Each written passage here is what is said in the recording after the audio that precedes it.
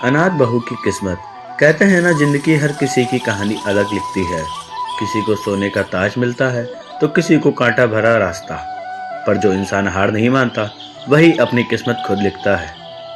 आज मैं आपको एक ऐसी कहानी सुनाने जा रहा हूँ जो एक अनाथ लड़की की थी, जो सबके सामने ताने सुनकर भी मुस्कुराती रही और एक दिन अपनी मेहनत और नेक दिल स्वभाव से सबका दिल जीत लिया। ये है अनाथ बहू की किस्मत। राधा का जन्म एक छोटे से गांव रामपुर में हुआ था। माँ बाप का साया उसके सिर से बचपन में ही उठ गया। कहते हैं जब राधा सिर्फ 6 साल की थी तभी उसके माता पिता एक दुर्घटना में चल बसे थे। राधा को उसकी बुआ ने अपने घर रख लिया। बुआ का घर छोटा था, परिवार बड़ा और राधा के हिस्से में मिला सिर्फ काम और डांट फटकार। बुआ कहती थी, अरे तू तो हमारे सिर पर राधा बोझ चुप बन रहती। गई है। उसकी ना आंखों माँ में बाप आंसू है, भर ना आते, कोई पूछने लेकिन वह आता। कभी किसी के आगे झुकी नहीं। उसे बस इतना पता था कि भगवान ने उसे इस धरती पर कुछ बड़ा करने के लिए भेजा है। वह सुबह सुबह उठती, बर्तन धोती, चूल्हा जलाती और फिर खेतों में काम करने चली जाती। थकान, दर्द, भूख और सब कुछ झेलते हुए भी उसके चेहरे पर मुस्कान रहती थी। वो मुस्कान ही उसकी सबसे बड़ी ताकत थी। समय बीतता, राधा जवान हो गई। उसकी आंखों में सपने थे, कोई उसे समझे, प्यार करे और उसे अपनाए। एक दिन गांव के ही एक सज्जन व्यक्ति रामलाल अपनी बहू की तलाश में आए।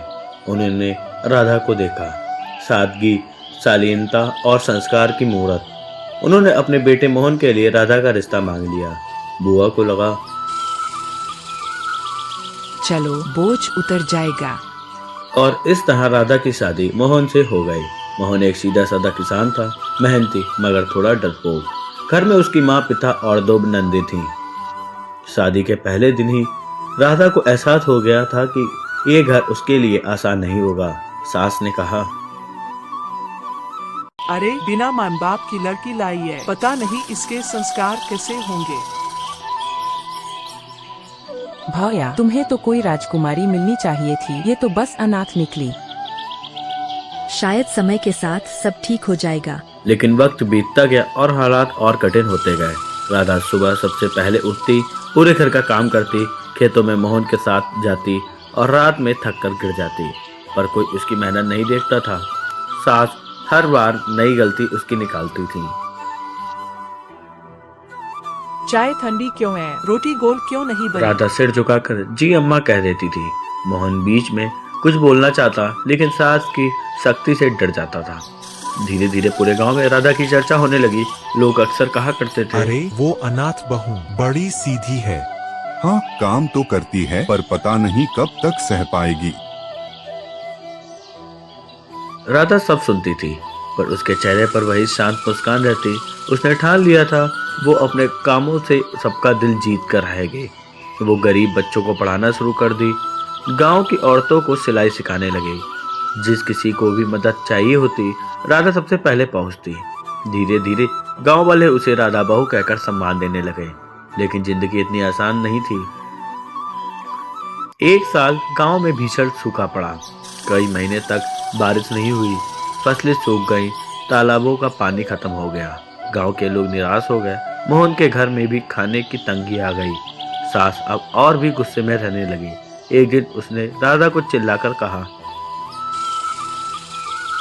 तेरे पाप घर में पड़ते ही बदकिस्मती आ गई। तेरे साथ भगवान ने भी मुँह राधा फेर के लिया। आंसू रुक नहीं पाए, पर उसने हार नहीं मानी। उसने सोचा, अगर भगवान ने सूखा दिया है तो वो पानी भी देगा, बस हमें मेहनत करनी होगी। राधा ने गांव के बीच पुराने सूखे तालाब की ओर देखा। वो तालाब बरसों से सूखा पड़ा था, झाड़ियों और मिट्टी से भर गया था। राधा ने गांव वालों से कहा, अगर हम सब मिलकर इस तालाब को फिर से खोदें तो बारिश का पानी रुक सकता है और हमारी फसलें फिर से हरी हो सकती है। एक औरत क्या कर लेगी? हमें तो अपनी रोजी की फिक्र है, ये तालाब खोदने की पर राधा नहीं। ने किसी की नहीं सुनी। वो अकेले फावड़ा उठाकर तालाब की सफाई में लग गई। दिन चढ़ता, धूप ढलती, फिर भी राधा काम करती रहती। शाम को थक कर जब वो घर लौटती, सास ताने देती थी, दिन भर मिट्टी में लौट कर आई है, घर की इज्जत मिट्टी में मिला दी। राधा चुप रही। उसने बस इतना सा कहा, अम्मा, अगर भगवान ने चाहा तो एक दिन यही मिट्टी सोना बन जाएगी। तीसरे दिन कुछ बच्चे उससे जुड़ गए। फिर मोहन भी आ गया। फिर एक एक कर गांव के लोग आने लगे। तालाब खोदने का काम पूरे गांव का अभियान बन गया था। 3 हफ्ते बीते और तब पहली बारिश की बूंद गिरी। तालाब धीरे धीरे भरने लगा। राधा की आंखों में आंसू थे, लेकिन ये खुशी के आंसू थे। तालाब का पानी देखते ही गांव वालों ने राधा को घेर लिया। बहू, तूने तो चमत्कार कर दिया। उस दिन पंचायत बुलाई गई। गांव के मुखिया ने कहा, आज से यह तालाब राधा तालाब कहलाएगा, क्योंकि इसने हमें सिखाया कि हिम्मत और मेहनत से कुछ भी संभव है। सारे गांव ने तालियां बजाई। सास और ससुर की आंखों में पछतावा के आंसू थे। वे आगे बढ़े और सबके सामने बोले, हमने इस बहू को कभी अपनाया नहीं, हमने इसके साथ अन्याय किया, लेकिन आज हम स्वीकार करते हैं ये हमारी बहू नहीं, हमारी लक्ष्मी है। अम्मा, किस्मत किसी की बुरी नहीं होती, बस हमें उसे मेहनत और नेकी से संवारना होता है। उस दिन से ससुराल में राधा का स्थल बढ़ गया था। अब वही राधा, जिसे कभी अनाथ कहा जाता था, घर की सबसे प्यारी, सबसे सम्मानित बहू बन गई। तालाब के पानी से गांव फिर से हरा भरा हो गया। फसलें लहराने लगी, लोगों के चेहरे खिल उठे। राधा अब सिर्फ अपने घर की नहीं, पूरे गांव की प्रेरणा बन चुकी थी।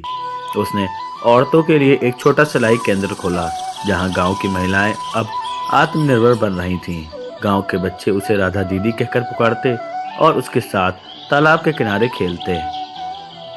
राधा, तुम सच में मेरे जीवन की सबसे बड़ी पूंजी हो। मैं सोच भी नहीं सकता था कि एक दिन मेरी पत्नी गांव की शान बन जाएगी।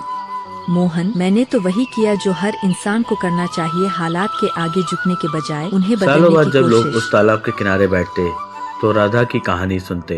बच्चे पूछते, दादी, वो राधा बहू कौन थी?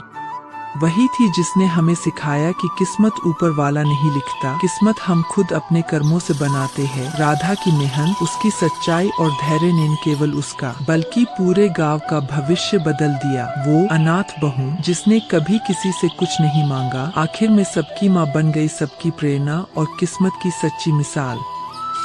किस्मत वही बदलती है जो इंसान हालात के आगे झुकने के बजाय उन्हें बदलने की ठान लेता है। अनाथ होना कमजोरी नहीं, बल्कि भगवान का दिया वो अवसर है जहां इंसान अपनी पहचान खुद बढ़ाता है। और इस तरह अनाथ बहू की किस्मत सच में बदल गई।